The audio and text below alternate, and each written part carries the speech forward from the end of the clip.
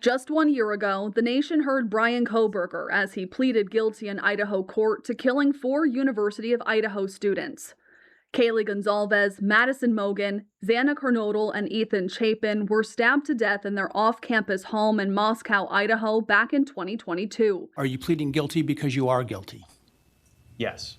A judge sentenced Kohberger to life in prison. Now, the Monroe County native is turning the tables, requesting to withdraw that plea. After sentencing, it's unusual, particularly where you have a case that was handled the way this one was, which is very publicly, very openly. Brett Regal is a defense attorney in Monroe County who has been following the case since the beginning. Kohberger agreed to a plea agreement just weeks before his trial was set to start last August. Before his sentencing, conditions of the plea agreement required him to refrain from filing appeals. Regal says this request to withdraw the guilty plea is different than an appeal. It is essentially saying there are special reasons here. This isn't attacking what I did. It's not appealing what happened then.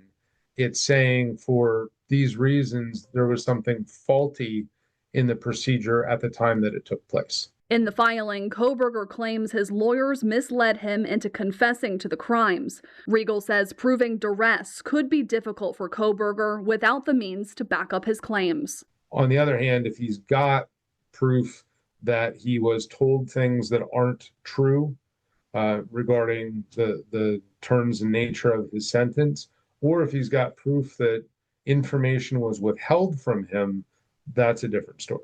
Regal says through this process, Kohberger could have the option to waive attorney-client privilege in order for a judge to determine if he was misled by his court-appointed representation and Taylor. Then the judge has to decide who to credit, and if the judge decides that they believe Kohberger, then he could get some relief.